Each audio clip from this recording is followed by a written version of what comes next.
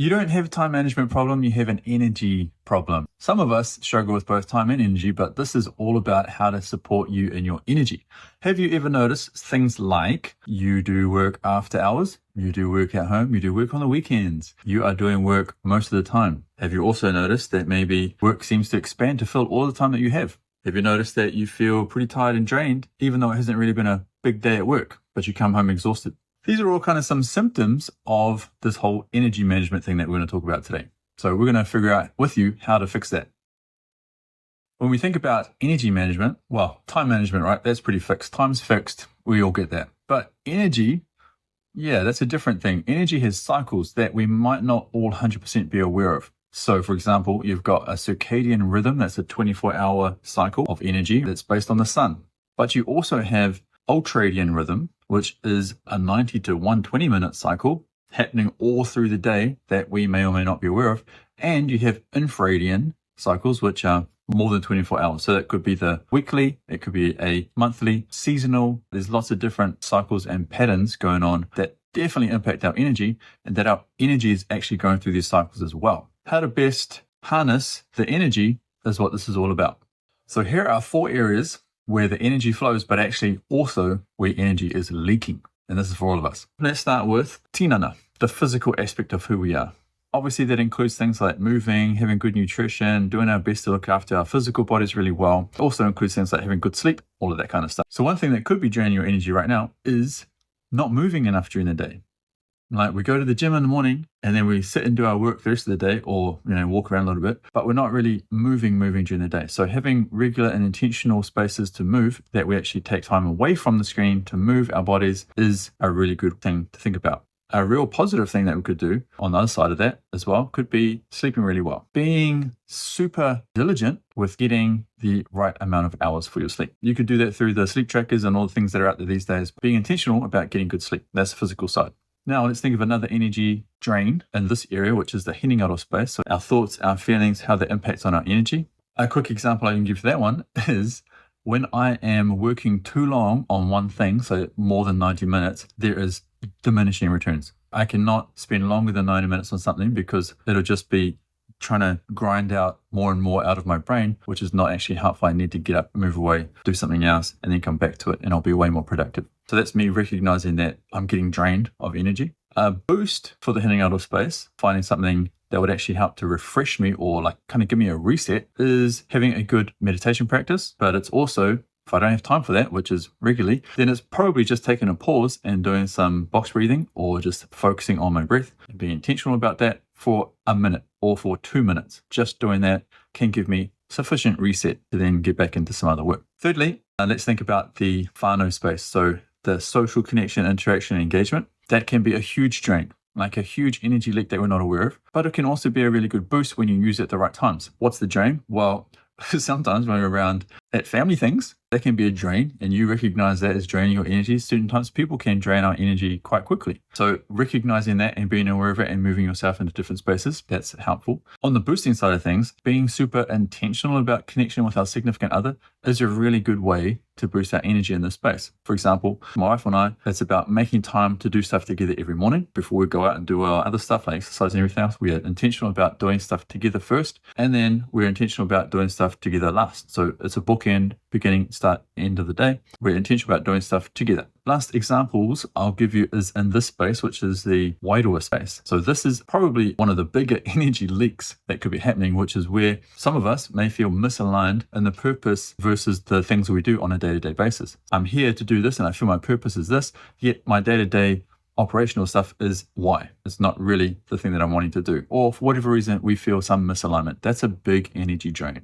A big energy boost in this area could be something like reconnecting regularly, as in weekly, in a natural environment where you get the meta signals of peace and abundance and gratitude, all these good things that you get from just being in a natural environment. Those are super important signals that we need, which actually help boost our energy from a wairua perspective. Basically, in these 4 areas, we need to be more aware of what's going on for us. So how and when these energy flows and peaks and troughs are going on. When we don't have that awareness, or when we're not aware of what's going on, stuff starts to fall off the rails. We just keep grinding through and things get challenging. Now we're going to cover 3 really important principles, things that you can apply straight away to support your energy management. Number 1 is really about protecting your peaks. Number 2 is going to be about stopping when you don't try and keep pushing through. And number 3 is about automating, deciding beforehand what you're going to do. So those are the 3 things. Number 1 is protect your peaks. So it's super important for you to actually know what your cycles are. Like, when are you more energized to do different types of work? For example, we've talked about the circadian rhythm. There's a 24-hour cycle. We've talked about the ultradian rhythm, 90 to 120-minute cycle. So throughout the day, there'll be these ultradian rhythms that are going on for you that you need to become aware of. If you're not already aware of those, it's good to start observing yourself and seeing when your energy is up and down and why and how things are impacted by it. For example, I'm a morning person, so I definitely would want to record stuff like this in the morning, or I would want to have a tough corridor with someone or a connecting corridor with someone in the morning. I would also want to put my bigger pieces of work that I know are going to take a lot of my mental load. I need to do that in the morning, and it has to be before lunch for me. That's what I've recognized. For me to connect with other people, it's probably more afternoon thing, because I've kind of got my big piece of work out of the way. It's used a lot of my energy. And so now I can actually connect with people through other pieces of work in the afternoon. That's one example. What is yours? And here are some really good questions that I want you to think of to find out what your cycle is. When are you most alert, most awake, and most energized throughout the day? The next question will be, when do you feel most available to do deep work? When I say deep work, I mean like a 90-minute block of focusing on one thing, like progressing a project that you have to get done. When do you start to feel sleepy during the day? When are you noticing that? Does it happen around, usually for most of us, around 6 hours after you got up, 6 to 7 hours? And so do you notice that? What do you do to support that? Some of us, there'll be some skewing of data because some of us might be smashing their coffee all through the day, so you won't necessarily be aware of these as much, but my encouragement is to kind of figure that out, stimulant free.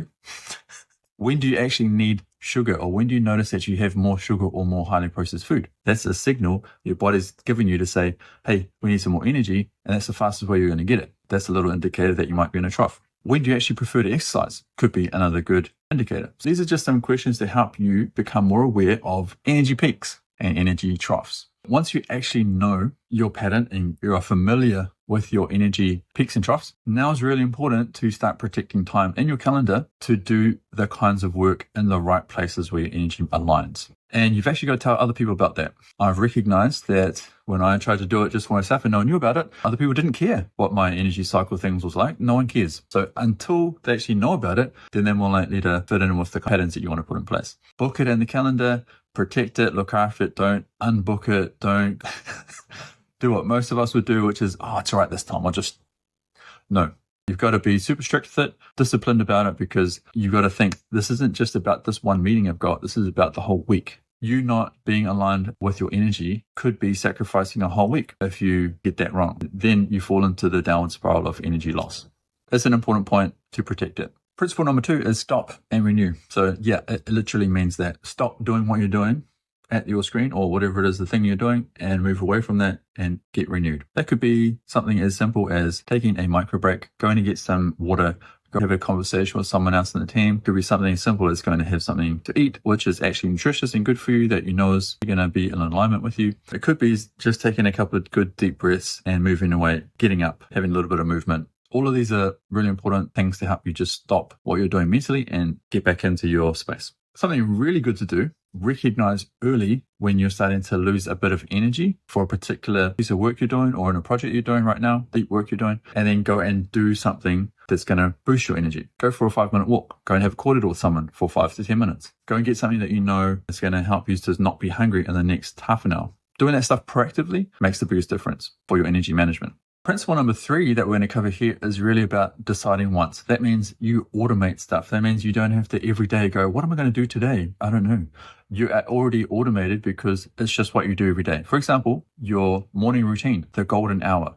The first hour once you wake up is the golden hour. If you have that automated, it's going to be so much better for you because you don't have to decide every day, am I going to go for a walk or not? Well, you just get up and walk. You don't have to decide about what time you're going to get up. You get up at the same time every day. You don't have to decide about every night, should I go to bed now or not? It's just automated because you go to sleep at this time every night. And actually that's super helpful for sleep regularity, which is a big part of sleep quality. Also, maybe you're doing a particular program or project, and maybe you're in our Connecting Kōrero program, and you actually need to get a particular video viewed every Monday. You just lock in the time, 30 minutes every Monday, same time every Monday to do it.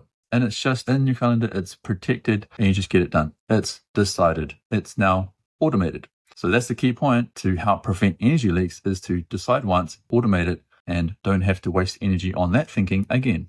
Now it's really about getting specific with some actions for you to take, because nice kōrero, but no one cares if you didn't do the action about it. So this is all about helping you apply what we've just talked about. Here are 3 particular action steps you could take. Number 1 would be pick one moment of the day to protect and really look after it, and just give that a go for a good month or so. It's a 15-minute a day. It's literally only 1% of your day. 15 minutes a day to do something for yourself that is rejuvenating and re-energizing. Can you find and protect 15 minutes in your day every day, same time every day hopefully, that will give you the space to do something for yourself that's rejuvenating and re-energizing? So it could be just a walk, it could be just spending time outside, it could be just reading, it could be whatever it is for you, meditation, karakia, kia koe te tikanga, it's up to you, whatever it is, but just making and protecting time to rejuvenate. So that's action step number 1, find 15 minutes. Number 2, this one's more about when you don't get to do stuff in your ideal energy peak times, which is most of the time. For example, if you've got to do a challenging, connecting conversation with someone at the end of the day where you're kind of energy drained, this is an action step to help with that. It's 3 R's. It's, are you feeling rested, replenished, and ready? If not, what are the things you need to do right now to help you feel more rested, replenished, or ready? It could be, I just need to go and get a drink of water. I need to go something to eat right now. I need to go write out what I'm actually feeling right now before I start this Connecting Kōrero. I need to go and do something to just move away from this space and get into outside for a little while and then come back to it. These are all things that help you just feel rested, rejuvenated, replenished, and ready. The third one is building a connection with other people, because that can be rejuvenating and re-energizing and boost your energy. What I mean by this one is you finding something that you will actually enjoy doing and look forward to doing on a regular basis. It might be once a week, where you look forward to going to play some basketball with your bunch of mates, or you look forward to going to do some pottery class with people that get on with you there, or you look forward to spending time with a significant other, going surfing, or you're looking forward to whatever, round of golf, whatever it is, doesn't matter. It's a connection thing, and it's probably a weekly kind of thing, and it's actually something that will build in connection and boost your energy.